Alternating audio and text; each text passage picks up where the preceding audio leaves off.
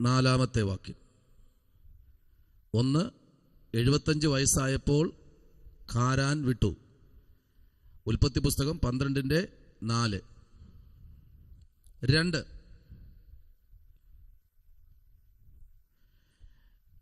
85 വയസ്സായപ്പോൾ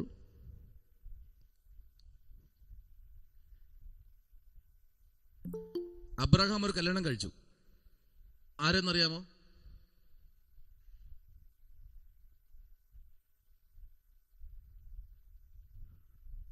എൺപത്തഞ്ച് വയസ്സായപ്പോൾ അബ്രഹാം ഒരു കല്യാണം കഴിച്ചു.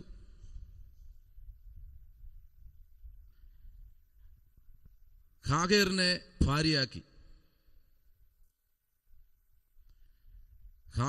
ഭാര്യയാക്കി. ഉൽപ്പത്തി പുസ്തകം 16-ാം അധ്യായം 3-ാമത്തെ വാക്യം.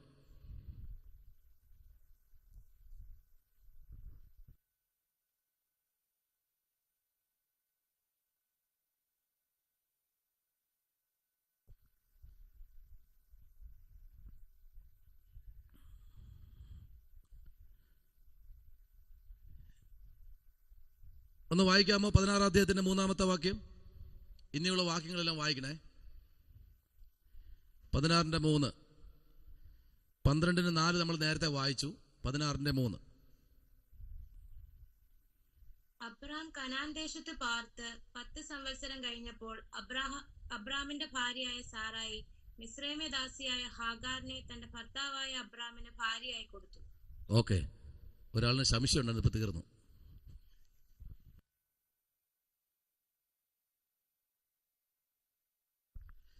Price the Lord. 2, 86 വയസ്സായപ്പോൾ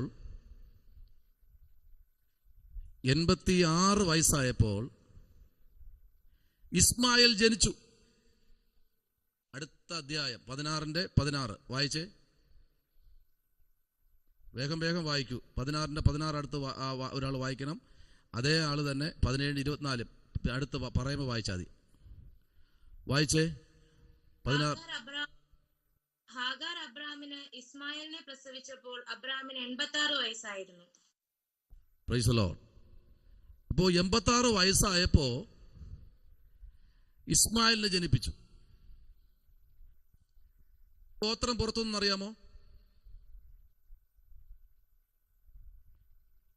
ഇസ്മായേലിൽ കൂടെ എത്ര ഗോത്രം പുറത്തു വന്നു സാറുമാരെ? അതാ ഇവിടെ ലിറ്റി പറഞ്ഞു. പറഞ്ഞേ ലിറ്റി, അഡ്മിറ്റ് ചെയ്ത് പറഞ്ഞേ. 12 ഗോത്രങ്ങൾ. എത്ര ഗോത്രങ്ങൾ ഇസ്മായേലിൽ കൂടെ? ഇസ്മായേലിന് പേരിട്ടതാരെന്നറിയാമോ?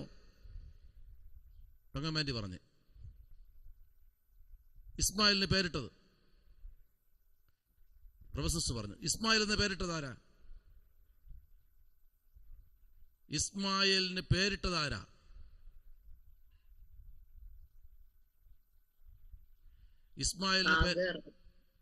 ഇസ്മായേലിന് പേരിട്ടതാരാ? യഹോവയായ ദൈവം ഹാഗർ തൻ്റെ കുഞ്ഞിനെയും കൊണ്ട് പുറത്തേക്ക് പോകുമ്പോൾ, അല്ലെങ്കിൽ വീട്ടിൽ നിന്ന് ആട്ടി പുറത്താക്കുമ്പോൾ, ഹാഗറിന്റെ തോളിൽ കിടക്കുന്ന കുഞ്ഞായ ഇസ്മായേൽ എന്ന ആ കുഞ്ഞിനെ യഹോവയായ ദൈവം ആ കുഞ്ഞിന് പേരിട്ടത് ഇസ്മായേൽ എന്ന. വേറെ ആർക്കും ജനിച്ച കുട്ടിയല്ല, അബ്രഹാമിന് ജനിച്ച കുട്ടിയാ. അവന് തള്ളിക്കളഞ്ഞില്ല. അവരിൽ നിന്ന് 12 ഗോത്രങ്ങൾ, നമ്മുടെ വേദോസ്തയുടെ ഏറ്റവും ബാക്ക് സൈഡിൽ 12 ഗോത്രങ്ങൾ എന്ന് തുടങ്ങിയത് രൂപേൺ തുടങ്ങി ഗോത്രങ്ങൾ പുറത്തു വരികയാണ്. ഇവൻ കുടിച്ച വെള്ളം എന്ന് പറയുന്നത് സ്വർഗത്തിലെ ദൈവം തന്നെയാണ് ബെർശേബ മരുഭൂമിയിൽ ഉറവ തുറന്ന് കൊടുത്ത് അതിൽ നിന്ന് കുടിച്ച് അവന്റെ ശരീരം എങ്ങനെയെന്നറിയാമോ? കാട്ടുകഴുതയ്ക്കൊത്ത ശരീരമായിരുന്നു. ആരുടെ?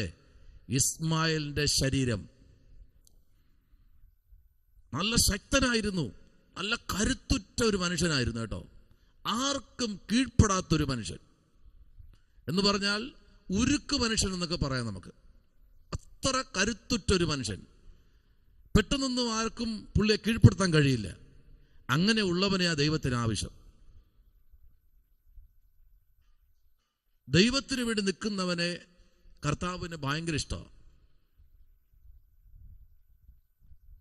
അല്ലേ? 12 ഗോത്രമൊക്കെ എന്ന് പറഞ്ഞാൽ എന്താ നിസ്സാരമാണോ? ഒരു ഗോത്രത്തിൽ തന്നെ എത്ര 1000 ജനമെന്നറിയാമോ? ഒരു ഗോത്രത്തിനകത്ത് നോക്കിക്കേ, 1,00,000 പേര് വെച്ച് നോക്കിക്കേ. 12 ഗോത്രമായപ്പോൾ എത്ര ലക്ഷമായി? അത് പ്രായമുള്ളവരുടെ ലിസ്റ്റാണ്. 1,00,000 വെച്ച് നോക്കിക്കേ, 12 ലക്ഷം. അപ്പൊ കുഞ്ഞുങ്ങളോ, സ്ത്രീകളോ? അന്ന് സ്ത്രീകൾ കണക്കെടുക്കത്തില്ല, പുരുഷന്മാരുടെ കണക്കുകൾ മാത്രമാണ് അന്നത്തെ പട്ടികയ്ക്കകത്ത്. സ്ത്രീകൾക്ക് നിന്ന് കണക്ക് എടുക്കാറില്ല. അപ്പോ അത്ര ശക്തനായ ഒരു മനുഷ്യനായിരുന്നു, കരുത്തുറ്റ മനുഷ്യനാണ്. 86 വയസ്സായപ്പോൾ ഇസ്മായിൽ ജനിപ്പിച്ചു. 16 16 4 99 വയസ്സായപ്പോൾ പരിച്ഛേദനയേറ്റു. 17-ാം അധ്യായം 24-ാമത്തെ വാക്യം. 17-ാമത്തെ അധ്യായം 24-ാമത്തെ വേദാംശം വായിച്ചാം. അബ്രഹാം പരിച്ഛേദനയേറ്റപ്പോൾ അവന് 99 വയസ്സായിരുന്നു.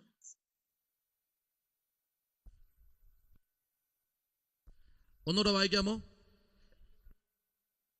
അബ്രഹാം പരിച്ഛേദനയേറ്റപ്പോൾ അവന് 99 വയസ്സായിരുന്നു. കണ്ടോ? അപ്പോ അബ്രഹാം എപ്പോഴാണ് പരിച്ഛേദനയേറ്റെന്നറിയാമോ? 99-ാമത്തെ വയസ്സായപ്പോ അബ്രഹാം എന്ത് ചെയ്തു? പരിച്ഛേദനയേറ്റു. ഇസ്ഹാക്ക് എപ്പോഴാണ് ജനിക്കുന്നതെന്നറിയാമോ? 5 99 വയസ്സായപ്പോൾ 99 ഇസ്ഹാക്ക് ജനിക്കുമെന്ന് ദൈവം അവസാനമായി അരുളി ചെയ്തു. പിന്നെ ഒരു അരുളപ്പാട് അവിടെ കിട്ടിയില്ല. ഇസ്ഹാക്ക് ജനിക്കുമെന്ന് ദൈവം അവസാനമായി അരുളി ചെയ്തു. 17-ാമത്തെ അധ്യായത്തിന്റെ 1-ാമത്തെ വാക്യം വായിക്കാമോ? 17-1. അബ്രാമിന് 99 വയസ്സായപ്പോൾ യഹോവ അബ്രാമിന് പ്രത്യക്ഷനായി അവനോട്, ഞാൻ സർവശക്തിയുള്ള ദൈവമാകുന്നു, നീ എന്റെ മുമ്പാകെ നടന്ന് നിഷ്കളങ്കനായിരിക്ക. 99 വയസ്സായപ്പോ പറയുക, നീ എന്റെ മുമ്പിൽ ഇനി എന്ത് ചെയ്യണം? നിഷ്കളങ്കനായി നടന്ന് നീ എന്ത് ചെയ്യണം? നിഷ്കളങ്കനായിരിക്കണം. 99 വയസ്സ്. ഇവിടെ 99 വയസ്സായ എനിക്ക് മാത്രമേ ഉള്ളൂ. 99 വയസ്സായ അബ്രാമിനോട് ദൈവം പറയുക, നീ ഇനിയും എന്ത് ചെയ്യണം? നിഷ്കളങ്കനായിരിക്കണം. പരിച്ഛേദന ഏറ്റത് കൊണ്ട് നീ ഒതുങ്ങിയില്ല, ഇനിയും നീ ഒതുങ്ങാനുണ്ട്. ചിലർ പറയാറില്ലേ, സ്നാനപ്പെട്ടുകൊണ്ടൊന്നും ഒതുങ്ങിയിട്ടില്ല, ഒരു പൊടിക്കൂടെ ഇനി ഒതുങ്ങാനുണ്ട്.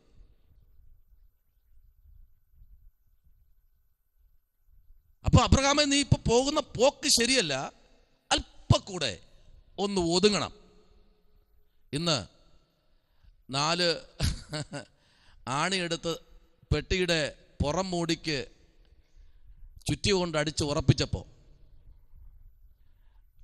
ആമേൻ, ഞാനൊരു കാര്യം പറഞ്ഞു, വയ്യ അടിക്ക്, പെട്ടി കീറിപ്പോവും. അപ്പോഴാണ് ഇതെല്ലാം കഴിച്ചിട്ട് പാസ്റ്റർ പറഞ്ഞത്, പാസ്റ്ററെ അഥവാ എഴുതിയിട്ട് വന്നാലോ, നമുക്ക് പിന്നെയും വരണ്ടേ? എൻ്റെ വലിയ മരിച്ചുപോയി, ഇന്ന് അടക്കമരുത് ക്ഷോത്രം. പാസ്റ്ററെ ഇനി പുള്ളി എഴുതിച്ച് വന്നാലോ? 5 ദിവസം കൊണ്ട് ഫ്രിഡ്ജിൽ ഇരിക്കുക, ഫ്രീസറിൽ. അപ്പൊ ഇനിയും നീ എന്ത് ചെയ്യണം? നിഷ്കളങ്കനായി. ശ്രദ്ധിക്കൂ, അബ്രഹാമിനോട് പറയാൻ അവസാനത്തെ വാഴ്ത്തത്വവും ദൂതും, അവസാനത്തെ ഒരു ഉടമ്പടി എന്ന വാക്കും അവിടെ പറഞ്ഞിട്ട് പറയുക, ഇനിയും നീ എന്ത് ചെയ്യണം? നടക്കുമ്പോൾ നടത്തയിൽ എന്തുണ്ടാകണം? നിഷ്കളങ്കത ഉണ്ടാകണം. ഒരു ദൈവ പൈതലിൻ്റെ നടത്ത എപ്പോഴും രക്ഷിക്കപ്പെടുന്ന മുമ്പേ മുണ്ടിന് 2 വാരി പൊക്കി കൊടുത്തെങ്കിൽ, രക്ഷിക്കപ്പെടുത്തി കഴിഞ്ഞാൽ പിന്നെ മുണ്ട് കയറ്റി കൊടുക്കരുത്, താത്തിട്ടോളണം. എത്രത്തോളം താത്തിടാൻ പറ്റുമോ അത്രത്തോളം താത്തിട്ടോളണം. അതുകൊണ്ട് ഞാൻ ഇപ്പം അങ്ങനെ താത്തിടാറില്ല, പാൻറ് ഇട്ടുണ്ടെങ്കിൽ. സ്വത്രം നമുക്ക് മുണ്ടുകൊടുത്താൽ ഇരിക്കത്തില്ല. അതുകൊണ്ട് പാൻറ് വലിച്ചിട്ട് കെട്ടിക്കഴിഞ്ഞാൽ പിന്നെ ഇരുന്നോളും. അതുകൊണ്ട് താത്തടാൻ പറ്റില്ല പാസ്റ്റേ എന്ന് പറഞ്ഞാൽ പറ്റില്ല. അങ്ങ് മാറ്റി കളഞ്ഞിട്ട് എന്തിടണം? രക്ഷിക്കപ്പെട്ട വ്യക്തിക്ക് പിന്നെ പൊക്കിക്കെട്ടാനൊന്നും പറ്റില്ലെന്നേ. അതാ പറഞ്ഞത്, നടത്തെ തന്നെ കാണിക്കണം കാര്യങ്ങൾ. സ്തോത്രം. വളരെ വ്യക്തമായിട്ട് ദൈവം ആ മെസ്സേജൊക്കെ, ആ സബ്ജക്റ്റൊക്കെ എടുത്ത് മെസ്സേജ് പ്രസംഗിക്കുമ്പോൾ, ആമേൻ, ഇന്ന് രാത്രി ഞാൻ പറയട്ടെ, ആ 17-ാമത്തെ അധ്യായം നിങ്ങൾ വളരെ ശാന്തമായി നിങ്ങൾ ചിന്തിക്കേണ്ട വാക്കാണ്. Price the Lord. 6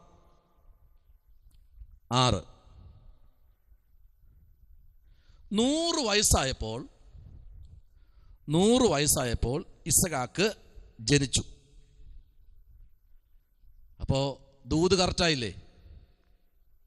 കറക്റ്റ് ദൂത്. ഇനി ഒരു ദൂതില്ല എന്ന് പറഞ്ഞിരിക്കുമ്പോൾ കറക്റ്റായിട്ട് അവിടെ ദൂത് വെളിപ്പെടുകയാണ്. 17-ന്റെ 21-5 വായിക്കാം. 17-ന്റെ 17-ഉം 21-ന്റെ 5-ഉം വേഗത്തിൽ വായിച്ചാട്ടെ. അപ്പോൾ അബ്രഹാം കവിണ്ണു വീണ് ചിരിച്ചു. 100 വയസ്സുള്ളവര് മകൻ ജനിക്കുമോ? 90 വയസ്സുള്ള സാറ പ്രസവിക്കുമോ എന്ന് തന്റെ ഹൃദയത്തിൽ പറഞ്ഞു.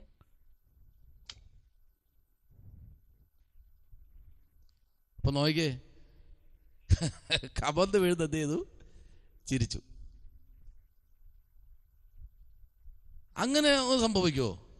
അതൊന്നും അങ്ങനെയൊന്നും സംഭവിക്കത്തില്ല. ഈ കർത്താവിന് തപ്പ് പറ്റിയെന്ന് ഒരു സംശയം അവിടെ ഉണ്ടായിരുന്നല്ലേ? ഉണ്ടായിരുന്നോ?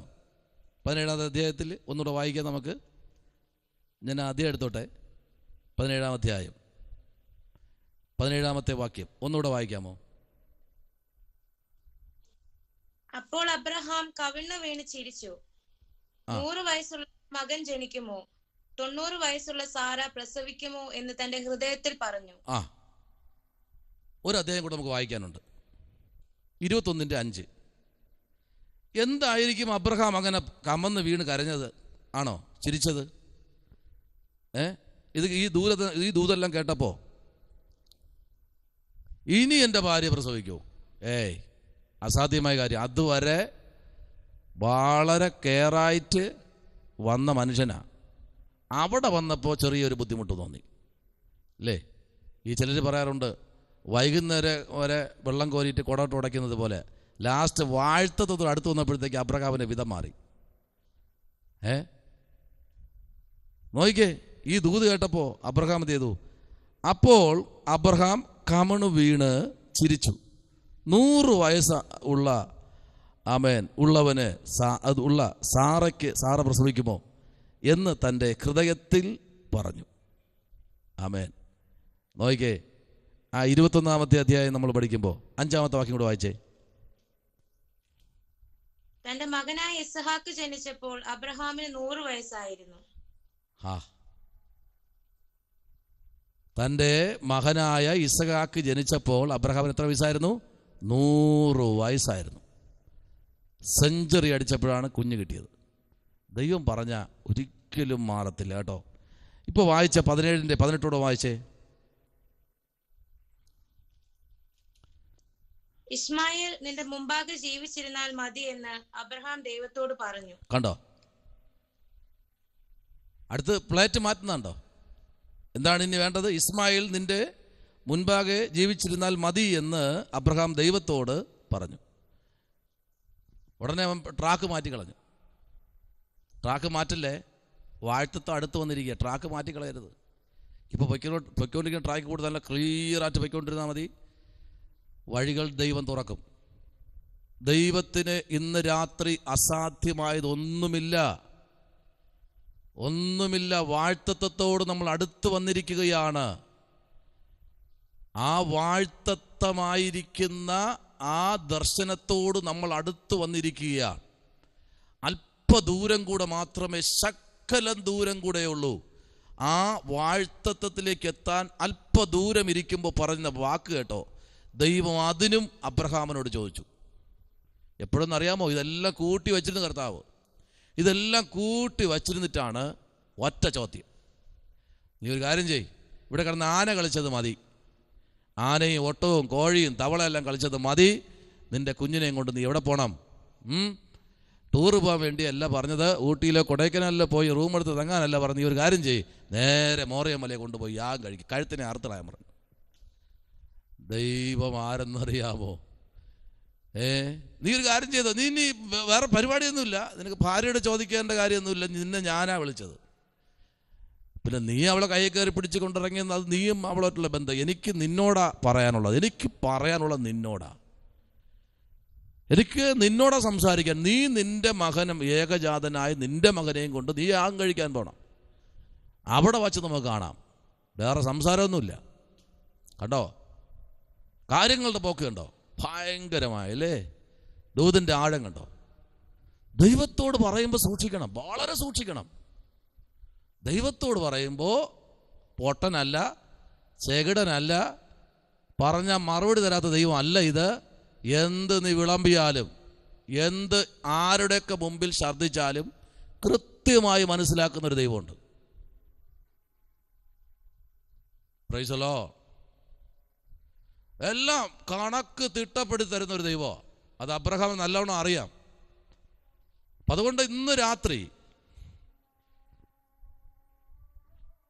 7 നമ്പർ 7 137 വയസ്സായപ്പോൾ 137 വയസ്സായപ്പോൾ സാറ മരിച്ചു. 17-ന്റെ 17, 23-ന്റെ 1, 17-ന്റെ 17, 23-ന്റെ 1, 23-ന്റെ 1 വായിച്ചേ.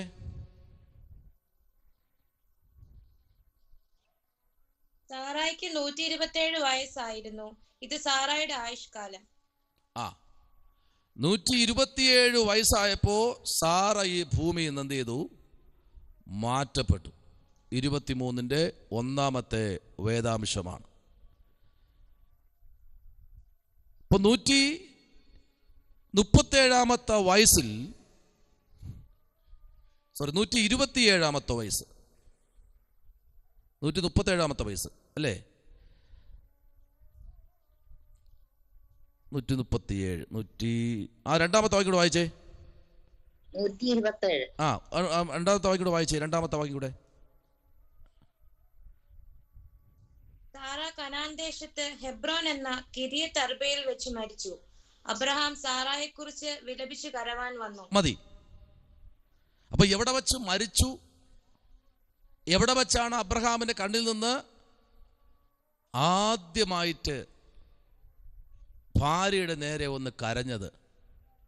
എപ്പോഴാണെന്ന് ചോദിച്ചാൽ അത് തൻ്റെ മരണത്തിൻ്റെ ആ സമയത്ത് താൻ പൊട്ടിക്കരയുന്നതായി നമുക്കിവിടെ കാണാൻ കഴിയുന്നു. സാറയുടെ ആയുസ് 127. അടുത്ത് 1 നമ്പർ.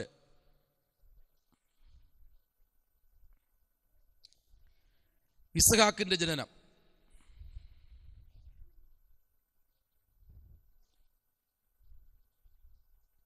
തൊണ്ണൂറ് വയസ്സായപ്പോൾ 90 വയസ്സായപ്പോൾ ഇസ്ഹാക്ക് ജനിച്ചു. 17-ന്റെ 17.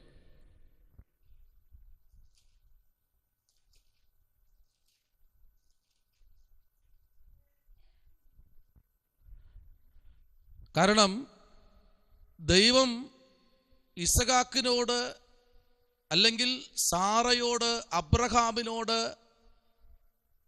ആലോചന വിളിച്ചു പറയുമ്പോൾ ഒരു പൊട്ടനെ പോലെ ചിരിക്കുവാനും കളിക്കുവാനും ഒക്കെ അബ്രഹാം തയ്യാറായി. പക്ഷേ ദൈവത്തിന് ഒരു കാര്യം പറഞ്ഞ് അത് നിവർത്തിക്കാതെ പോകുന്ന ദൈവമല്ല. നിങ്ങളുടെ ആരോടെങ്കിലും എന്തെങ്കിലും ദൈവം പറഞ്ഞിട്ട് നിവർത്തിക്കാതെ പോയിട്ടുണ്ടോ? എങ്കിൽ ഇന്ന് രാത്രി നിങ്ങൾ ദൈവത്തിൻ്റെ മുമ്പിൽ പറയണം, ദൈവമേ നീ പറഞ്ഞിട്ട് നിവർത്തിക്കാതെ പോയ കാര്യം എന്താ? ചോദിക്കണം ദൈവത്തോട്. ഇന്ന് രാത്രി നിങ്ങളുടെ എന്തെങ്കിലും പ്രാർത്ഥനാ വിഷയങ്ങൾ പറഞ്ഞിട്ട് ദൈവത്തോട് പറഞ്ഞിട്ട് അത് നിവർത്തിക്കാതെ പോയിട്ടുണ്ടെങ്കിൽ ഇന്ന് രാത്രി നിങ്ങൾ ഈ വചനപ്രകാരം ദൈവത്തോട് ചോദിക്കണം. Price the Lord. 2 ഇസ്മായേലിന്റെ ആയുസ്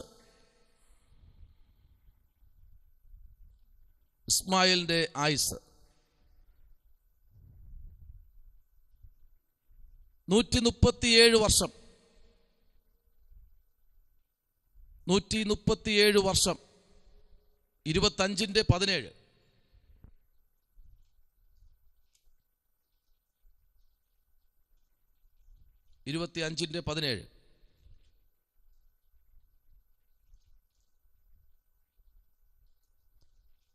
വായിക്കാം. 25-17.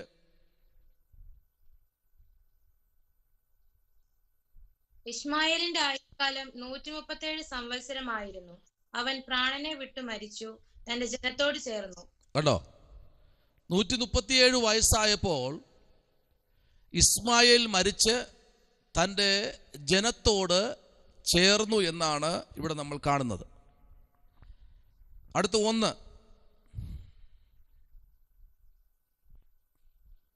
13-ാം വയസ്സിൽ പരിച്ഛേദന ഏറ്റു.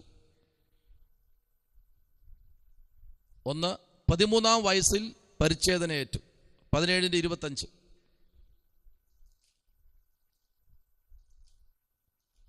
17-25.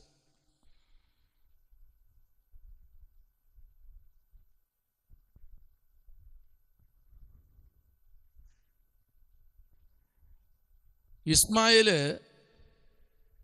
17-ാമത്തെ വയസ്സിലാണ് പരിച്ഛേദന ഏറ്റ് അവൻ ദൈവത്തിൽ നിൽക്കുന്നത്. ഇസ്മായേല്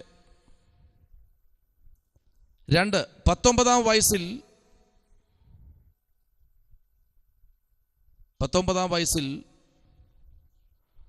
പുറത്താക്കപ്പെട്ടു. 17-24 മുതൽ 25 വരെയും 21-5 മുതൽ 11 വരെയും. 21-5 മുതൽ 11 വരെ ഒന്ന് വായിക്കാമോ? 21-5 മുതൽ 11 വരെ. തന്റെ മകനായ ഇസ്ഹാക്ക് ജനിച്ചപ്പോൾ അബ്രഹാമിന് 100 വയസ്സായിരുന്നു. ദൈവം എനിക്ക് ചിരിയുണ്ടാക്കി, കേൾക്കുന്നവരെല്ലാം എന്നെ ചൊല്ലി ചിരിക്കുമെന്ന് സാറ പറഞ്ഞു. സാറ മക്കൾക്ക് മുല കൊടുക്കുമെന്ന് അബ്രഹാമിനോട് ആർ പറയുമായിരുന്നു? അവന്റെ വാർദ്ധക്യത്തിലല്ലോ ഞാൻ ഒരു മകനെ പ്രസവിച്ചത് എന്നും അവൾ പറഞ്ഞു. പൈതൽ വളർന്നു, മുലകുടി മാറി. ഇസ്ഹാക്കിന്റെ മുലകുടി മാറിയ നാളിൽ അബ്രഹാം ഒരു വലിയ വിരുന്നു കഴിച്ചു. മിസ്രൈമി ദാസി ഹാഗാർ അബ്രഹാമിന് പ്രസവിച്ച മകൻ പരിഹാസി എന്ന് സാറ കണ്ട അബ്രഹാമിനോട്, ഈ ദാസിയെയും മകനെയും പുറത്താക്കി കളക. ഈ ദാസിയുടെ മകൻ എന്റെ മകൻ ഇസ്ഹാക്കിനോട് കൂടി അവകാശിയാകരുത് എന്ന് പറഞ്ഞു. തന്റെ മകൻ നിമിത്തം ഈ കാര്യം അബ്രഹാമിന് അനിഷ്ടമായി. സ്തോത്രം. 3. 99-ാം വയസ്സിൽ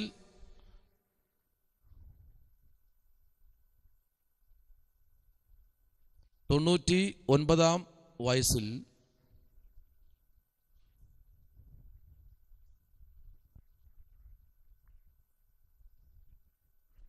17-ാമത്തെ അധ്യായത്തിൻ്റെ 24 മുതൽ 25 വരെയും 25-ാമത്തെ അധ്യായത്തിൻ്റെ 7 മുതൽ 8 വാക്യം ഒന്ന് വായിക്കാമോ? 25-ന്റെ 7-8 വാക്യം.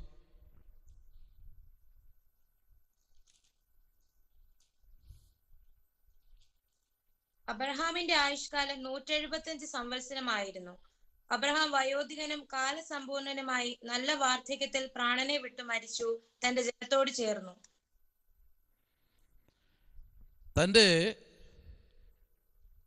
നല്ല വാർദ്ധക്യത്തിൽ താൻ മരിച്ച് ജനത്തോടങ്ങ് ചേർന്നു. സ്തോത്രം. ശ്രദ്ധിക്കണം.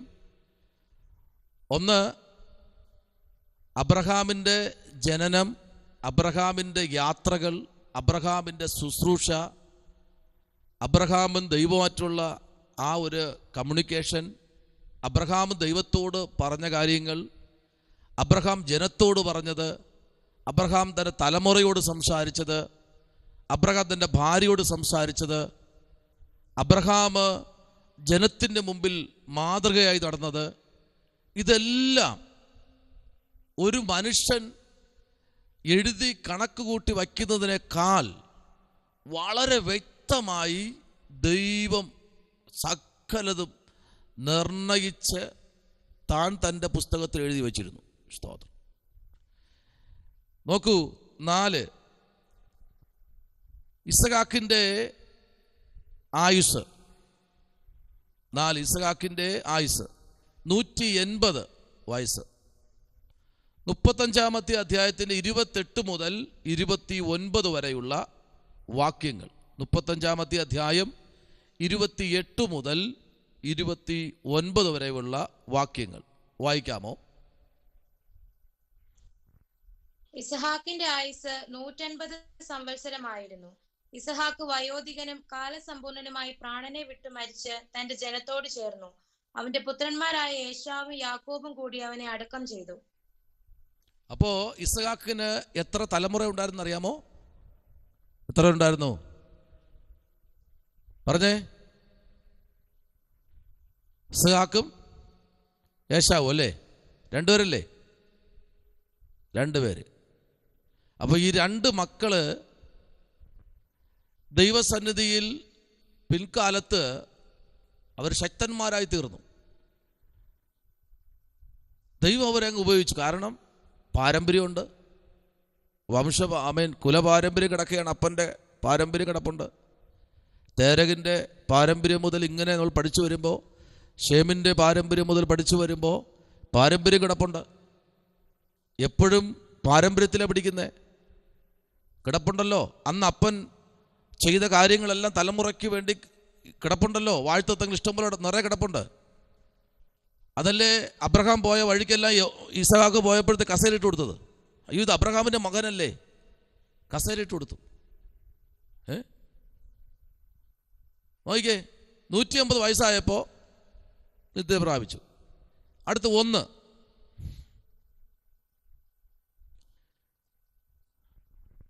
ആ 1, 2, 3, 4 നമ്മളിപ്പോൾ എഴുതി. ആ 4 ഇങ്ങനെ എഴുതിയ ശേഷം അകത്തോട്ട് കയറ്റി 1 എന്നിട്ടോ. സ്ട്രെയിറ്റായിട്ട് ഇടണ്ട, അകത്തോട്ട് കയറ്റി. അടുത്ത ഇസഹാക്കിൻ്റെ കാര്യമാണ്. 5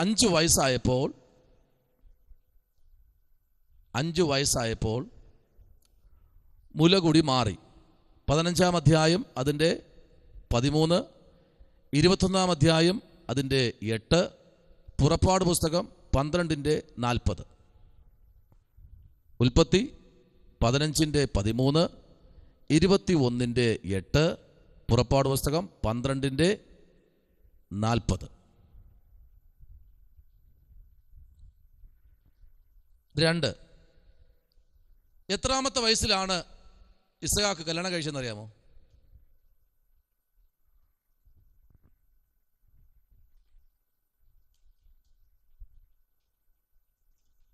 ആർക്കും പറയാം? ആർക്കും പറയാം? പെട്ടെന്നാവട്ടെ. 40-ാമത്തെ വയസ്സിൽ വിവാഹം.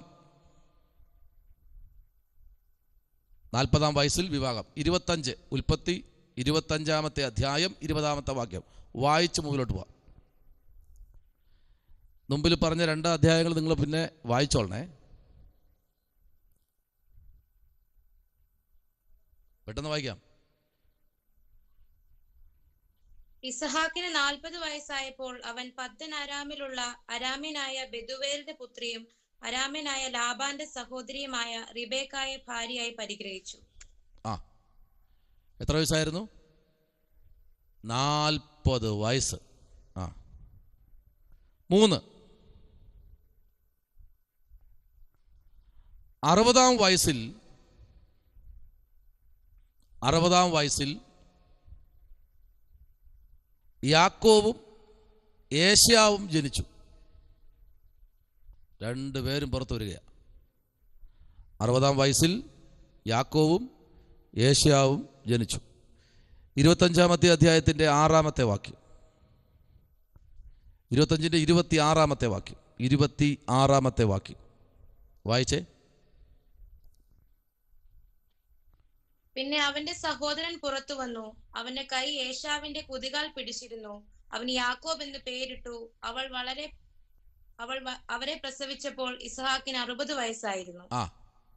മറ്റവന്റെ കാലിൽ പിടിച്ചോണ്ടാ വന്നത്. കാരണം നീ എങ്ങോട്ട് പോയാലും നിന്റെ അവകാശമൊക്കെ എൻ്റെ കൈക്കകത്തിരിക്കും എന്ന രീതിയിലാണ് ഉദരത്തിൽ നിന്ന് വന്നപ്പോഴേ കാലും പിടിച്ചോണ്ട് വന്നത്. 4,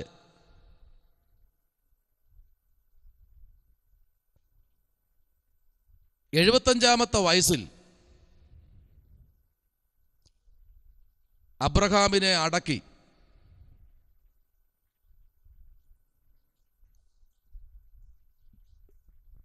ഇസഹാക്കിന് 75-ാമത്തെ വയസ്സ്. ആ പുസ്തകം നിങ്ങൾക്ക് അറിയാലല്ലേ, ഉൽപ്പത്തി പുസ്തകം 49-ാമത്തെ അധ്യായം 50 പഠിക്കുമ്പോൾ അവിടെ എല്ലാവരും വന്നപ്പോഴും യോസേപ്പ് അല്ലെങ്കിൽ ഒരു വലിയ ജനസമൂഹം അവിടെ നിൽക്കുമ്പോൾ അവിടെ എല്ലാവരും വന്നിങ്ങനെ കൂടി നിൽക്കുക. ഒരു വലിയൊരു ജനക്കൂട്ടം ആ ഒരു സദസ്സിലേക്ക് മരണത്തോട് അടുക്കുന്ന സമയത്ത്, ഇപ്പം നമ്മളുടെ ഈ ഒരു എന്താ പറയുക, പെന്തക്കോസ്ത് വിഭാഗത്തിൽ മാത്രമേ ഉള്ളൂ മരണത്തിന് മുമ്പേ അല്ലെങ്കിൽ മരണാവസ്ഥയിൽ ആൾക്കാരൊന്ന് വന്ന് ഇങ്ങനെ നിൽക്കാത്തത്. വേറെ എല്ലാ ഈ RC മലങ്കര അങ്ങനെയുള്ള ചർച്ചുകളിലൊക്കെ മരണത്തിൻ്റെ അവസ്ഥ, ആ മരണത്തോട് അടുത്ത് വയ്ക്കുന്ന സമയത്ത് എല്ലാവരും പുരോഹിതന്മാരും പാസ്റ്റർ അല്ലെങ്കിൽ അവരുടെ അച്ഛന്മാരും അവരുടെ ബന്ധുക്കളും ജനങ്ങളൊക്കെ വന്ന് അവർക്ക് അവരോട് സംസാരിക്കുകയും കാര്യങ്ങൾ പറയുന്നതൊക്കെ നമുക്ക് കാണാൻ കഴിയും. എന്നാൽ നമ്മളുടെ വിഭാഗത്തിൽ മാത്രമാണ്, അല്ലെങ്കിൽ സത്യത്തിലും ആത്മാവിലും ആരാധിക്കുന്ന ആ ഒരു ഗ്രൂപ്പിൽ മാത്രമാണ് മരണത്തിന് തൊട്ട് മുമ്പേ അല്ല, മരിച്ചാൽ പോലും പോകാത്ത ഗ്രൂപ്പുകളുണ്ട്. അതവിടെ നിൽക്കട്ടെ. അപ്പോൾ ആ തലത്തിൽ ഇവിടെ ഈ മരണസമയത്ത് ഇദ്ദേഹത്തിനെ അടക്കി. വായിക്കാം, 25-7 വായിച്ചേ.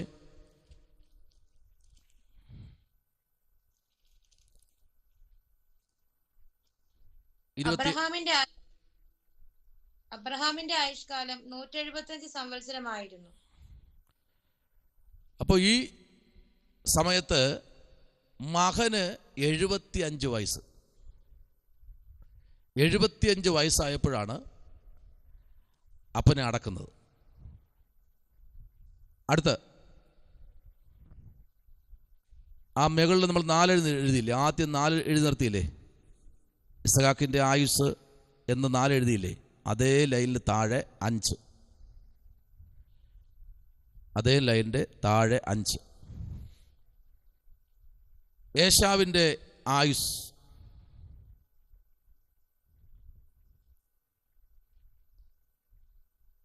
1.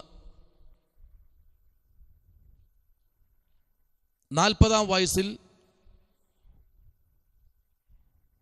വിവാഹം. 26-ാം അധ്യായം 34-ാമത്തെ വാക്യം.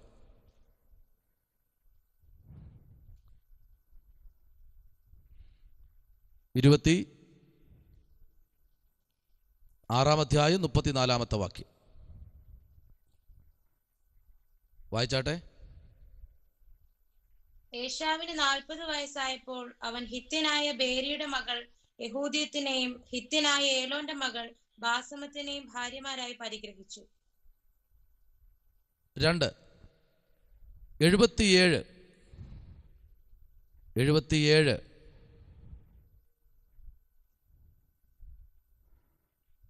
മോഷ്ടിക്കപ്പെട്ടു. അനുഗ്രഹം മോഷ്ടിക്കപ്പെട്ടു.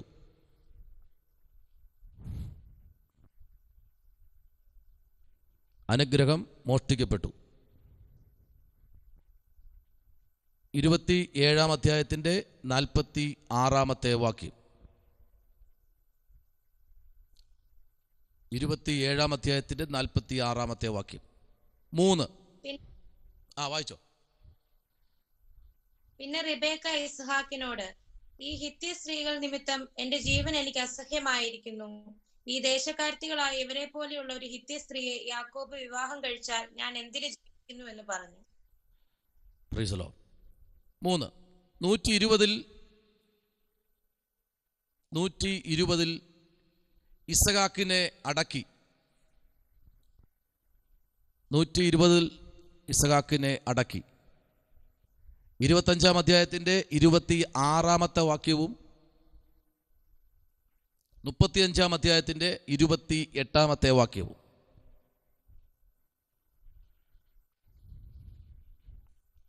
അടുത്ത് 6, യാക്കോബിൻ്റെ ആയുസ്. 6, യാക്കോബിൻ്റെ ആയുസ്. 147 വർഷം. 147 വർഷം. 47-ാം അധ്യായം 28-ാമത്തെ വേദാംശം. 47-ന്റെ 28-ാമത്തെ വേദാംശം.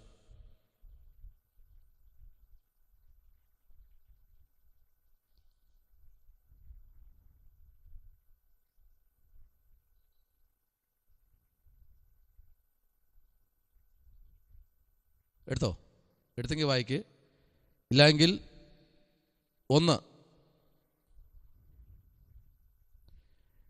77 ഏശാവിൻ്റെ അനുഗ്രഹം മോഷ്ടിച്ചു.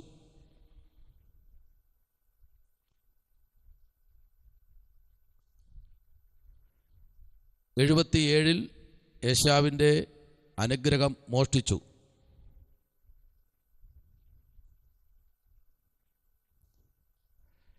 27-ാം അധ്യായം 46-ാമത്തെ വാക്യം. 27, 46, 28-ന്റെ 5, 29-ന്റെ 20 മുതൽ 30 വരെയുള്ള വാക്യങ്ങൾ.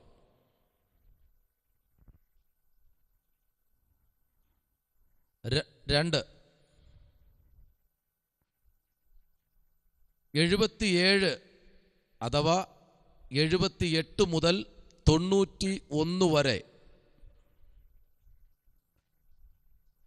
77 അഥവാ 78 മുതൽ 91 വരെ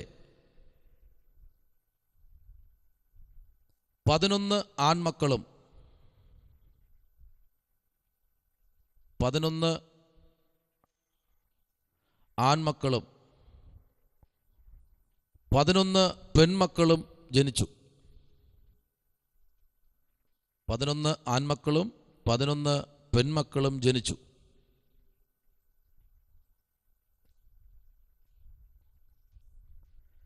ഇത് വിവാഹത്തിന് ആദ്യ 14 വർഷങ്ങൾക്ക് ഉള്ളിൽ ആയിരുന്നു. വിവാഹത്തിന് 14 വർഷത്തിനുള്ളിലായിരുന്നു. 29-ാം അധ്യായം അതിൻ്റെ 16-ാമത്തെ വേദാംശവും 30-ാം അധ്യായം അതിൻ്റെ 34-ാമത്തെ വേദാംശവും.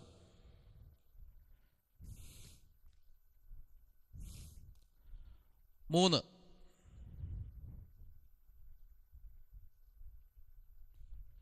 91 വിവാഹത്തിൻ്റെ 14-ാം വർഷം യോസേപ്പ് ജനിച്ചു.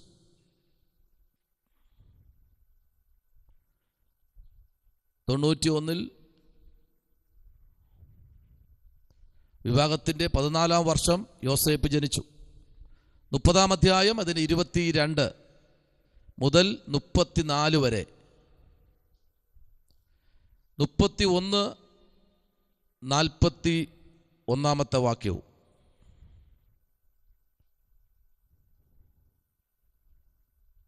4 97 കാരാൻ വിട്ടു. 97 കാരാൻ വിട്ടു. ഉൽപ്പത്തി 31, 38 മുതൽ 41 വരെ.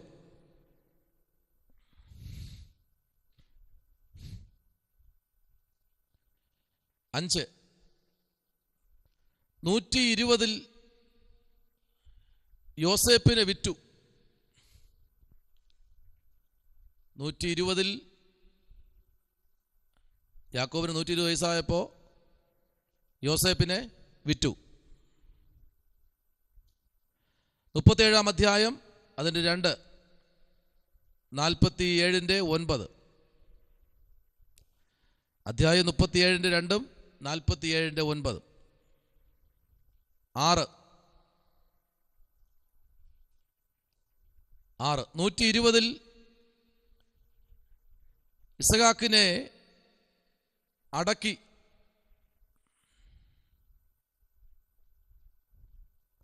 25-ാം അധ്യായത്തിന്റെ 6, 26,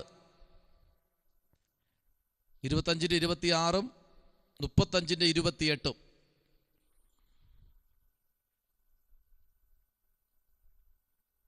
7 130 മിസ്രൈമിലേക്ക് പോയി. 130 മിസ്രൈമിലേക്ക് പോയി.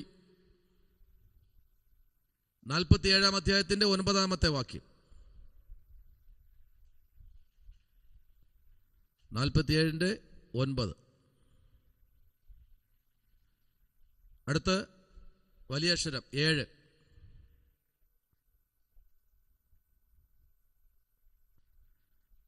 7 യഹൂദ 48 മിസ്രൈമിലേക്ക് പോയി.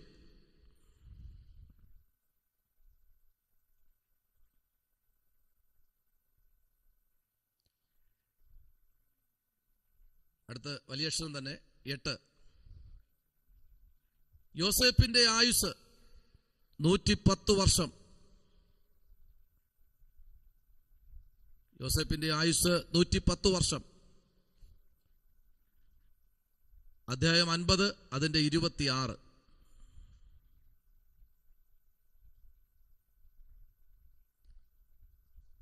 അടുത്ത 1. ജനനം യാക്കോബിന്റെ വിവാഹത്തിന്റെ 14-ാം വർഷം. ജനനം യാക്കോബിന്റെ വിവാഹത്തിന്റെ 14-ാം വർഷം. ഉൽപ്പത്തി 30, 22 മുതൽ 34 വരെ.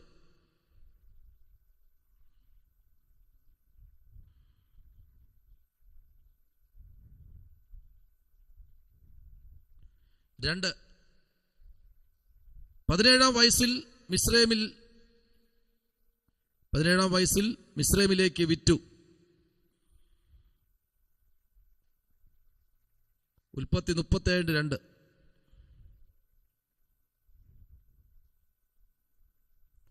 ആരെന്നറിയാമോ 17-ാം വയസ്സിൽ വിറ്റത്? യോസേപ്പ്. യെസ്. 3 30-ാം വയസ്സിൽ ഫറവോന്റെ മുമ്പിൽ നിൽക്കുന്നു. 30-ാം വയസ്സിൽ ഫറവോന്റെ മുമ്പിൽ നിൽക്കുന്നു. 41-46.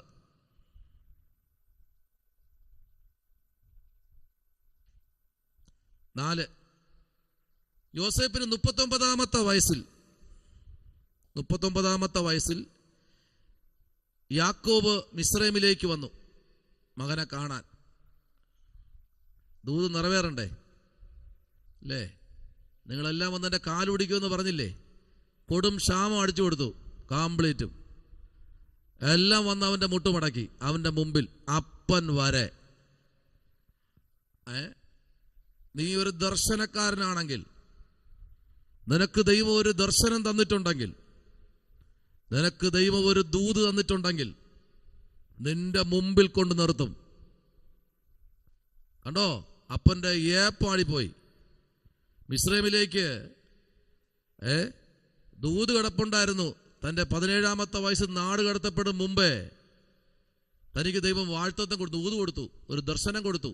കറ്റകളൊക്കെ അവൻ്റെ മുമ്പിൽ നമസ്കരിക്കുന്നതായിട്ട്. അവനെ കൊന്നുകളയാനുള്ള പദ്ധതി ഒരുക്കി വിറ്റ് എല്ലാം തീർന്നു എന്ന് വിചാരിച്ചു. അടുത്ത ഒരുത്ത ജന്മം കൊടുത്തു, ബെന്യാമിൻ. എണ്ണം കുറയണ്ടല്ലോ, കാരണം എണ്ണം എല്ലാം വരണം, ഫ്രണ്ടിൽ നിൽക്കണ്ടേ. ബെന്യാം ഉൾപ്പെടെ വന്ന് മുട്ടുമടക്കി, തന്ത ഉൾപ്പെടെ. മനസ്സിലാവുന്നുണ്ടോ? കർത്താവ് ഒരു വാഴ്ത്തത്വം പറഞ്ഞിട്ടുണ്ടെങ്കിൽ, ഒരു ദർശനം തന്നിട്ടുണ്ടെങ്കിൽ, ആ ദർശനം മണ്ണിനടിയിൽ ചെത്തുപോകത്തില്ല. ദർശനം പറഞ്ഞ പാസ്റ്റ് മരിച്ച് മൺമറഞ്ഞാലും, പെട്ടിച്ചെത്തുപോയാലും, അദ്ദേഹത്തിൻ്റെ പേര് നഷ്ടപ്പെട്ടു പോയാലും വാഴ്ത്തത്വം ഒരിക്കലും നഷ്ടപ്പെടത്തില്ല. എന്ന് പുസ്തകത്തിൽ നമ്മൾ പഠിക്കേണ്ടതായുണ്ട്. അല്ല 10 വർഷം പ്രാർത്ഥിച്ചു, ഒന്നും നടക്കുന്നില്ല. ആ 10 വർഷത്തെ പ്രാർത്ഥന ഉണ്ടല്ലോ, സകലതും അവിടെ ഇരിപ്പുണ്ട് ആ 10 മനസ്സിലാവുന്നുണ്ടോ ജോൺസി ബ്രദറെ? നിങ്ങളുടെ പ്രാർത്ഥന ഉണ്ടല്ലോ, അത് മുകളിൽ അവിടെ ഇരിപ്പുണ്ടെന്നേ, ഒന്നും പറയായി പോയിട്ടില്ല. ഒരെണ്ണം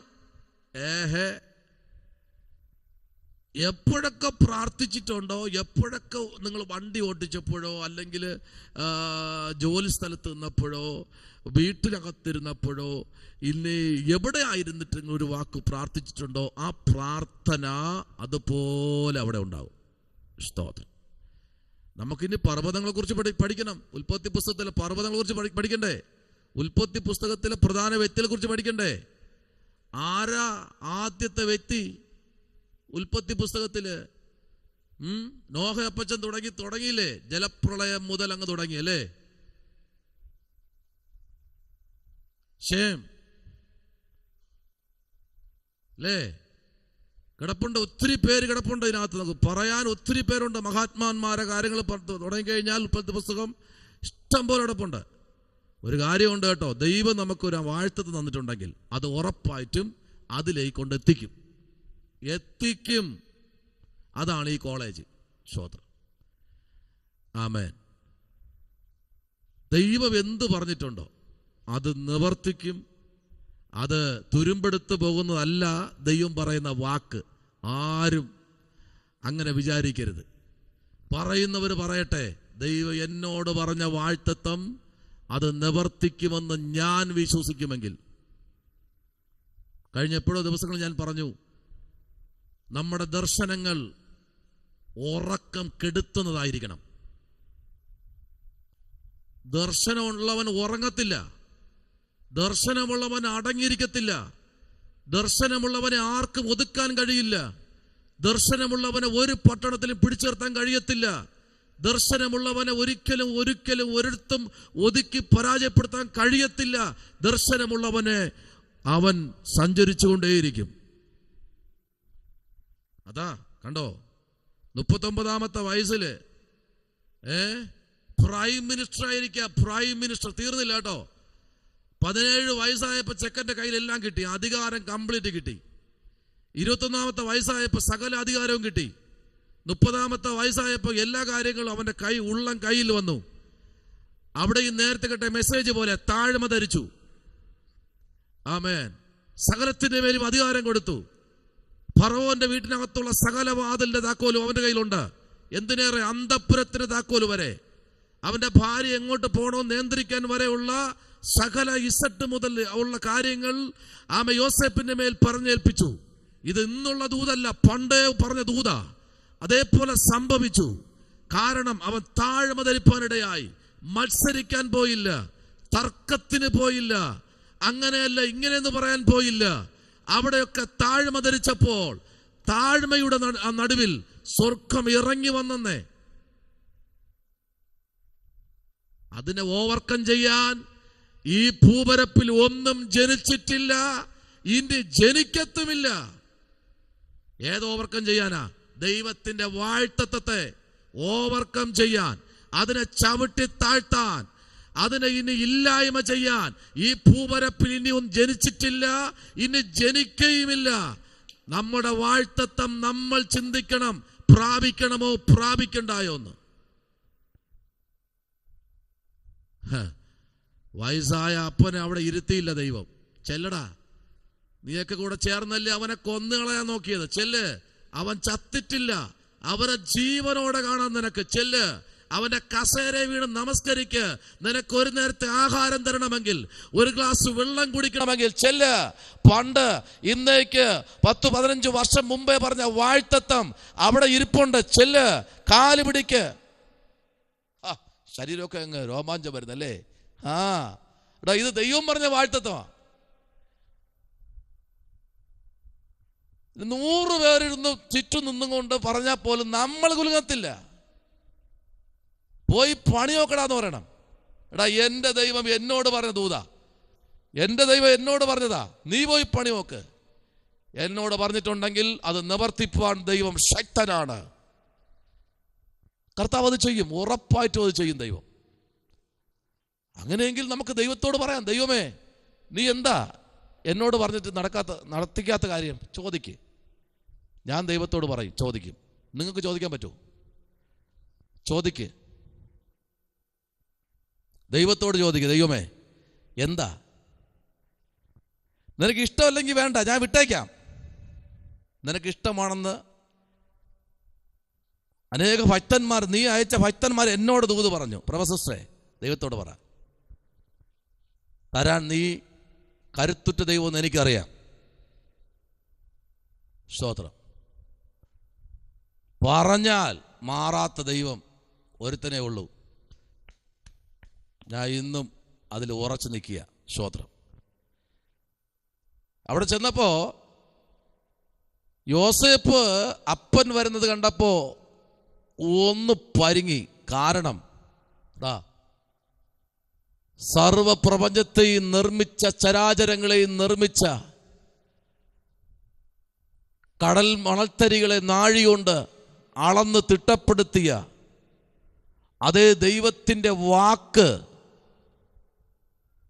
നിവർത്തിച്ചപ്പോൾ രണ്ട് കണ്ണിൽ കൂടെയും ധാരധാരയായി ഒഴുകാൻ തുടങ്ങി. രാജാവല്ലേ, കരയാൻ പറ്റുമോ? പ്രൈം മിനിസ്റ്റർ അല്ലേ, കരയാൻ പറ്റുമോ? കണ്ണ് കലങ്ങാൻ പാടില്ല, കണ്ണിൽ തീ കത്തണം, കരയരുത്. എങ്കിലും പൊട്ടിപ്പോയി. അവൻ അല്പം ഒന്ന് മാറിയിരുന്ന് കണ്ണൊക്കെ തുടച്ചിട്ട് അവൻ സദസ്സിനെയൊക്കെ ആഹ്വാനം ചെയ്തു. എല്ലാവർക്കും അവന് മനസ്സിലായി, ഇന്ന് രാത്രി നിന്നെ മനസ്സിലാക്കുന്ന ഒരു സമയം വരുന്നു. യെസ്, ആരോട് ദൈവാത്മാവ് ഇന്ന് രാത്രി പറയുന്നു? നിന്നെ ആർക്കും മനസ്സിലാക്കാനുള്ള സമയം അടുത്ത് വന്നിരിക്കുന്നു. കുത്തട്ടെ, മാക്സിമം അവർ കുത്തട്ടെ, മാക്സിമം അവർ കുത്തട്ടെ, പ്രശ്നമില്ല, കുത്തിക്കോട്ടെ, പ്രശ്നമില്ല. പക്ഷെ നിന്നെ മനസ്സിലാക്കുന്നൊരു സമയമുണ്ട്. ആ സമയത്തിനായി വെയിറ്റ്. ദീർഘദൂരമൊന്നും പോണ്ട, ഉടനെ തന്നെ ഉണ്ട്. സ്തോത്രം. ദൈവവൈതലേ, ദൈവം ഒന്ന് പറഞ്ഞാൽ അതുപോലെ സംഭവിക്കും. Price the Lord. 5, 56 വയസ്സായപ്പോൾ യാക്കോബിനെ അടക്കി. 45-ാം അധ്യായത്തിൻ്റെ 6-ാമത്തെ വാക്യം, 47-ാമത്തെ അധ്യായത്തിൻ്റെ 28-ാമത്തെ വാക്യം.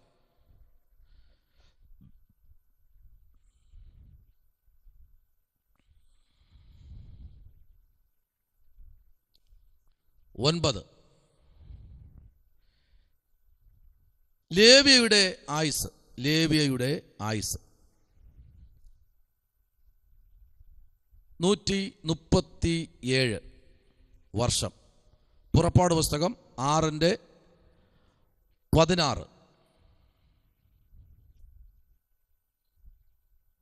പുറപ്പാട് 6:16. 10,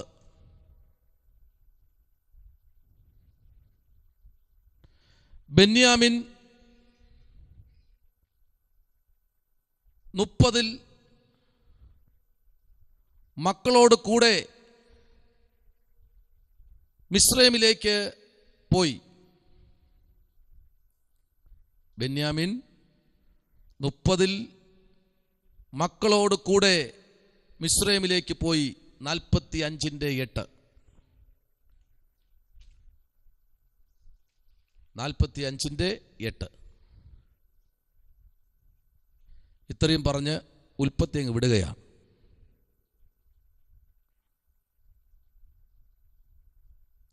ഉൽപ്പത്തി പുസ്തകം ഫുൾ സ്റ്റോപ്പ് ഇട്ടിരിക്കുക. സ്തോത്രം. പുറപ്പാട് പുസ്തകം. പുറപ്പാട് പുസ്തകം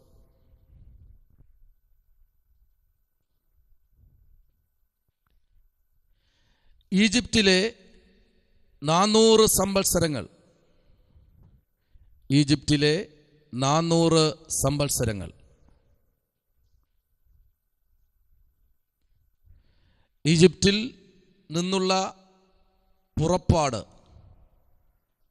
10 കൽപ്പനകൾ, സമാഗമന കൂടാരം. ഈജിപ്തിൽ നിന്നുള്ള പുറപ്പാട്, 10 കൽപ്പനകൾ, സമാഗമന കൂടാരം.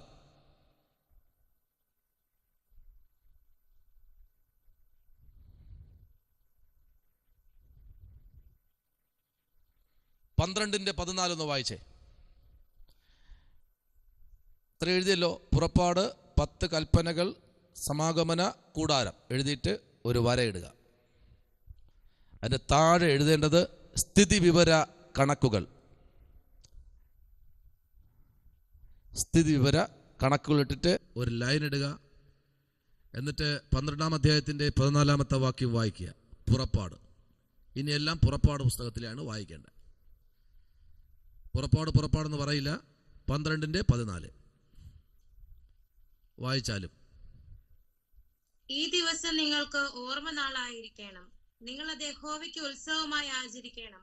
തലമുറ തലമുറയായും നിത്യ നിയമമായും നിങ്ങൾ അത് ആചരിക്കണം. ഒരു വലിയൊരു ഉത്സവം, അല്ലെങ്കിൽ രക്തം അടയാളമായിരിക്കണം. ഞാൻ രക്തം കാണുമ്പോൾ നിങ്ങളെ ഒഴിഞ്ഞ് കടന്നു പോകും. ഞാൻ മിസ്രൈം ദേശത്ത് ബാധിക്കുന്ന ബാധ നിങ്ങൾക്ക് നാശഹേതുവായി തീരുകയില്ല എന്നൊക്കെ യഹോവയായ ദൈവം വളരെ ശക്തമായും വ്യക്തമായും മോശയോട് കൽപ്പിക്കുമ്പോൾ നമുക്കറിയാം, ഇത് ഭയങ്കര ഒരു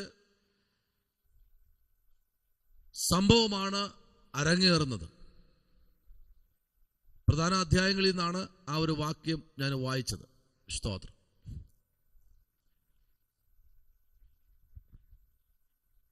സ്ഥിതിവിവര കണക്കുകൾ എഴുതിയെന്ന് വിശ്വസിക്കുന്നു.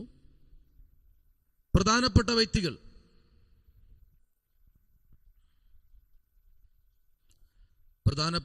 വ്യക്തികൾ, മോശ, 2 അഹരോൻ. മോശ 2 അഹരോൻ. 3 മീരിയാം.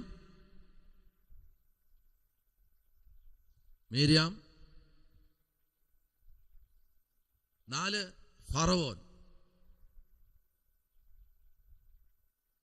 ഫറവോ.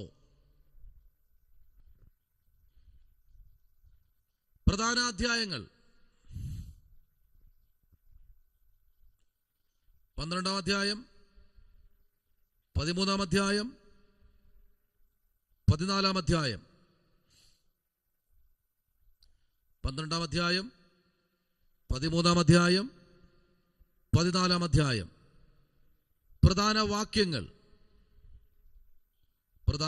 വാക്യങ്ങൾ 6-ാം അധ്യായത്തിൻ്റെ 6-ാമത്തെ വാക്യം. അധ്യായം 6-ന്റെ 6.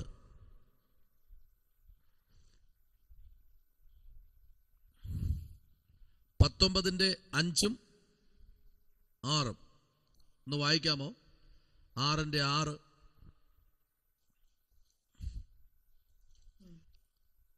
അതുകൊണ്ട് നീ ഇസ്രായേൽ മക്കളോട് പറയേണ്ടത് എന്തെന്നാൽ, ഞാൻ യഹോവയാകുന്നു. ഞാൻ നിങ്ങളെ മിസ്രൈമ്യരുടെ ഊഴിയ വേലയിൽ നിന്ന് ഉദ്ധരിച്ച് അവരുടെ അടിമയിൽ നിന്ന് നിങ്ങളെ വിടുവിക്കും. നീട്ടിയിരിക്കുന്ന ഭുജം കൊണ്ടും മഹാശിക്ഷാവിധികൾ കൊണ്ടും നിങ്ങളെ വീണ്ടെടുക്കും. സ്തോത്രം. ആ ഊഴിയ വേലയിൽ നിന്ന് ഞാൻ നിങ്ങളെ എന്ത് ചെയ്യും? വിടുവിക്കും. പ്രധാനപ്പെട്ട വാക്യങ്ങളാണ്. നീട്ടിയ ഭുജം കൊണ്ടും ഞാൻ നിങ്ങളെ എന്ത് ചെയ്യും? ശിക്ഷാവിധി കൊണ്ടും നിങ്ങളെ വീണ്ടെടുക്കും. 19-ന്റെ 5-ഉം 6-ഉം വാക്യം കൂടെ വായിക്കാം.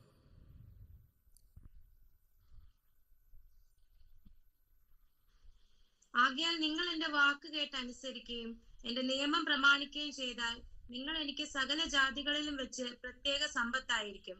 ഭൂമിയൊക്കെയും എനിക്കുള്ളതല്ലോ. നിങ്ങൾ എനിക്കൊരു പുരോഹിത രാജ്യത്വവും വിശുദ്ധ ജനവുമാകും. ഇവ ഇസ്രായേൽ മക്കളോട് പറയേണ്ടുന്ന വചനങ്ങളാകുന്നു. ആ പേപ്പർ കീറാതെ 5-ാമത്തെ വാക്യത്തിൽ ഒരു വാക്യമുണ്ട്. ഒന്ന് വായിച്ച ഒന്നുകൂടെ. സന്തോഷപ്പെട്ട വാക്യമാണ്. 5-ാം വാക്യം ഒന്ന് വായിച്ചേ. നിർത്തി. ആകയാൽ നിങ്ങൾ എന്റെ വാക്ക് കേട്ട് അനുസരിക്കുകയും എന്റെ നിയമം പ്രമാണിക്കുകയും ചെയ്താൽ നിങ്ങൾ എനിക്ക് സകല ജാതികളിലും വെച്ച് പ്രത്യേക സമ്പത്തായി. പ്രത്യേക സമ്പത്ത്. നിങ്ങൾ ആരായിരിക്കും? പ്രത്യേകതയുള്ളവർ, വിശേഷിക്കപ്പെട്ടവർ.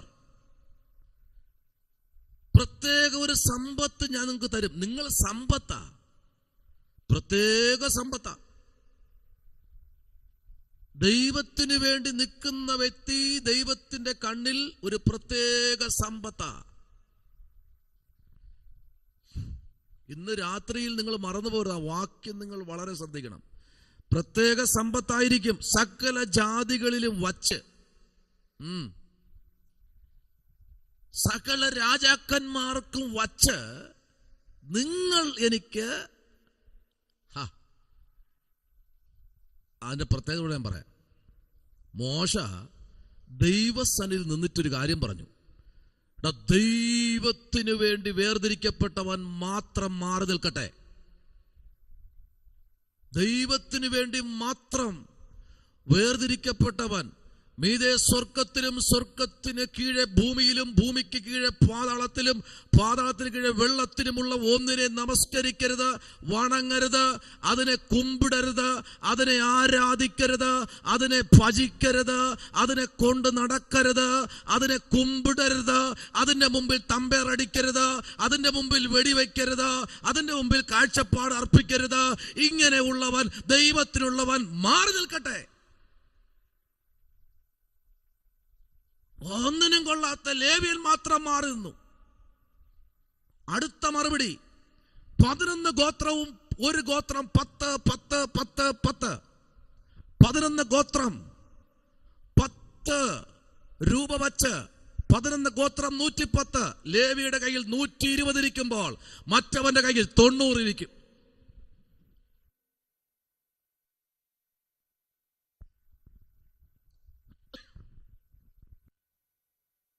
Praise the Lord. ദൈവത്താൽ വിളിച്ചു വേർതിരിക്കപ്പെട്ട, ദൈവത്തിനു വേണ്ടി സ്വയമേ ഏൽപ്പിക്കപ്പെട്ടവൻ മാറി നിൽക്കുമ്പോൾ അടുത്ത ശബ്ദം 11 ഗോത്രവും 10 10 10 എന്ന് പറഞ്ഞ് ദൈവത്തിനു വേണ്ടി വേർതിരിക്കപ്പെട്ടവന്റെ കയ്യിൽ 120 ഇരിക്കും. അവനോടാ പറഞ്ഞ, നീ സമ്പത്തായിരിക്കും. ദൈവത്തിന് വേണ്ടി എല്ലാം വലിച്ചെറിഞ്ഞിട്ട് ഇറങ്ങി നിൽക്കുന്നില്ലേ? നിന്ന് കേൾക്കുന്നില്ലേ? തുപ്പ് ആമേൻ കിട്ടുന്നില്ലേ? അടി കിട്ടുന്നില്ലേ? പാടിയത് കൊണ്ട്, വേദവസ്തു എടുത്തത് കൊണ്ട്, വെള്ള സാരി ഉടുത്തത് കൊണ്ട്, കമ്മലും മാലയും മാറ്റിയത് കൊണ്ട്. അതുകൊണ്ടാ നിനക്ക് ഇങ്ങനെ കുത്തിയിരിക്കുന്നത്, നോക്കുത്തിയായിരിക്കുന്നത്. ഇത് കേൾക്കുന്നില്ലേ? നീ സമ്പത്താ ദൈവത്തിന്. നീ ദൈവത്തിന് സമ്പത്താ. സകലത് വലിച്ചെറിഞ്ഞത് കൊണ്ട്. നീ അങ്ങോട്ട് പോയത് കൊണ്ട് നിനക്ക് സംഭവിച്ചത്, ഇങ്ങനെ നടന്നുകൊണ്ട് സംഭവിച്ചത്, അങ്ങനെ നടന്നുകൊണ്ട് നിനക്ക് നഷ്ടപ്പെട്ടത്. നോ, എടാ, കീടത്തെ മാറ്റിയതാ. പറ പറ പറ പറ കീടത്തെ നിന്റെ മുമ്പേ നിന്ന് തുടച്ചു മാറ്റിയതാ.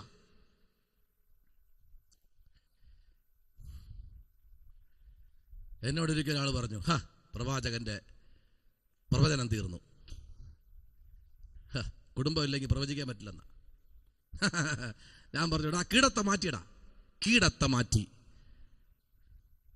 കീടം. നിങ്ങൾ കൃഷിക്കാരാണോ? ആരെങ്കിലും കൃഷി ചെയ്യുന്നവരുണ്ടോ? കൃഷി ചെയ്യുന്നവരാരെങ്കിലും ഉണ്ടോ?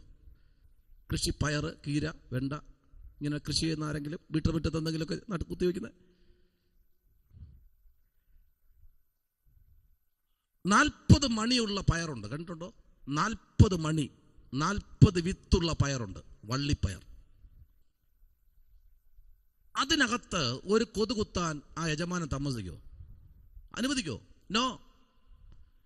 കൊതു അതിന്റെ 7 അയലത്ത് വരാത്ത രീതിയിൽ അതിനെ പ്രൊട്ടക്ഷൻ ചെയ്യും. കാരണം അവന് പ്രധാനം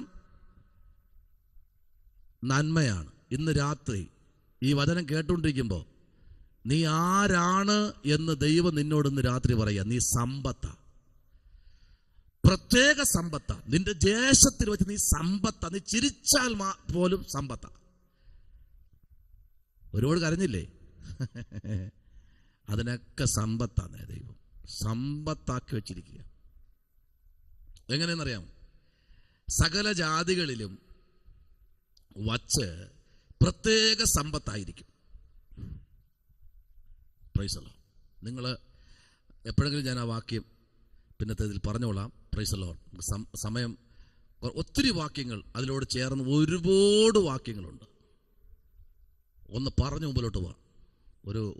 ഒരു ആവേശം എനിക്ക് ആ വാക്യം വന്നപ്പോൾ.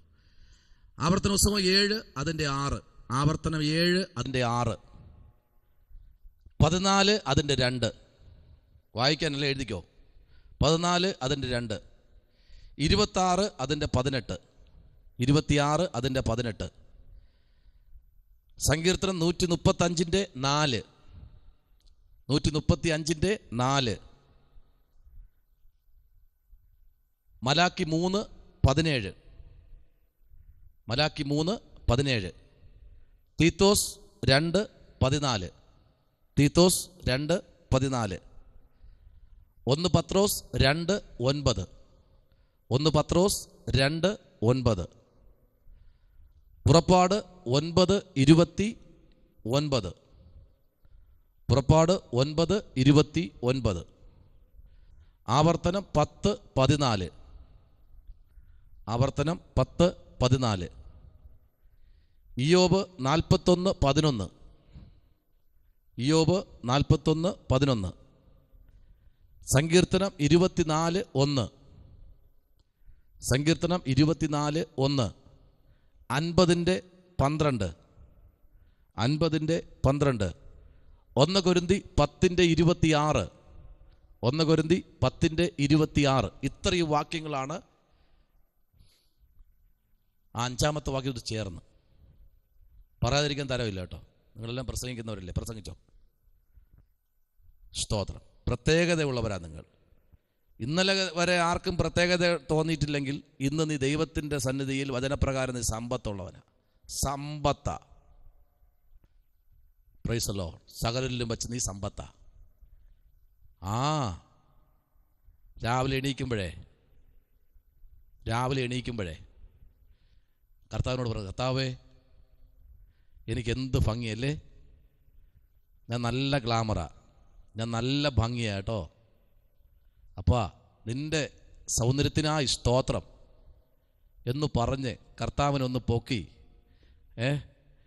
ഒന്ന് സന്തോഷിപ്പിച്ച് മുമ്പിലോട്ട് പോകണം. അല്ലാതെ എണീറ്റിരുന്നിട്ട് ഇന്നത്തെ കാര്യം പോക്ക. ആരാ? അപ്പുറത്തെ ഭവാനി തൂത്തുകൊണ്ടിരിക്കുക. അതൊക്കെ വിടുന്നേ. അപ്പുറത്തെ ഭവാനി ചൂലെടുത്തോണ്ടിരിക്കണം എന്നാ കാഴ്ച ഉണ്ടത്. അത് വിട്. ഭവാനിയുടെ വഴിക്ക് പോട്ട്.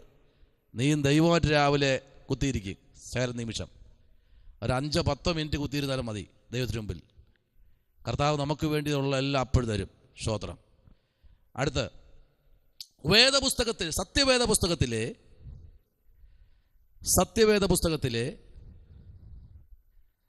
2-ാം പുസ്തകം,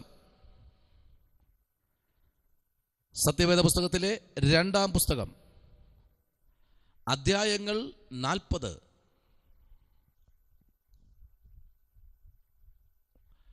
അധ്യായങ്ങൾ 40, വാക്യങ്ങൾ 1213, വാക്യങ്ങൾ 1213. ചരിത്രവാക്യങ്ങൾ 1089,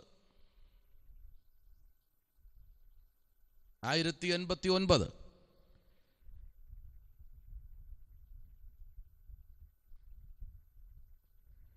നിവൃത്തിയാക്കപ്പെട്ട പ്രവചനങ്ങൾ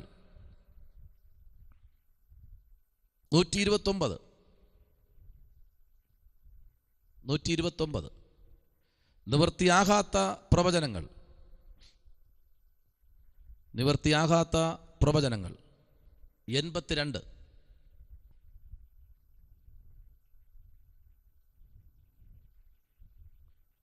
ദൈവത്തിൽ നിന്നുള്ള പ്രത്യേക ദൂതുകൾ ദൈവത്തിൽ നിന്നുള്ള പ്രത്യേക ദൂതുകൾ, യഹോവയായ ദൈവം മോശയോട് പറഞ്ഞ പ്രത്യേക ദൂതുകൾ 73 ദൂത് പറഞ്ഞു. മോശയോട് ദൈവം 73 ദൂത് ഈ പുസ്തകത്തിൽ പറഞ്ഞു. 73 ദൂതാണ് മോശയോട് ദൈവം പറഞ്ഞത്. എഴുത്തുകാരൻ മോശ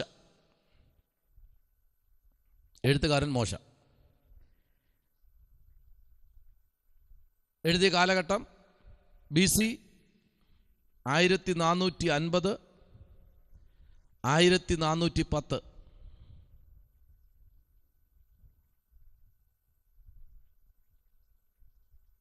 1450 1410.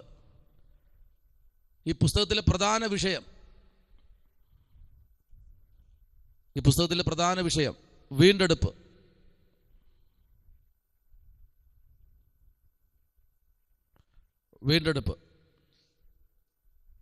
പ്രധാന വാക്യം വീണ്ടെടുപ്പ് 9 പ്രാവശ്യം പറഞ്ഞിരിക്കുന്നു.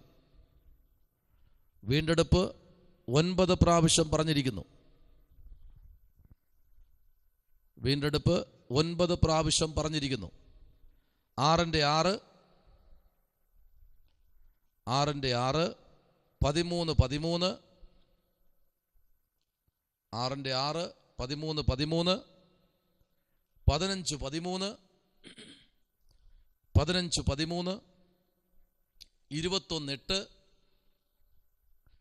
21 8 34 20 എന്ന വാക്യങ്ങളിൽ ഒന്നുകൂടെ പറയുന്നു. 6 13 13 15 13 21 8 34 20 എന്ന വാക്യങ്ങളിൽ. ഓക്കെ, ഇത്രയും എഴുതി നമുക്കിന്ന് വൈൻഡപ്പ് ചെയ്യാം. കർത്താവ് നമ്മെ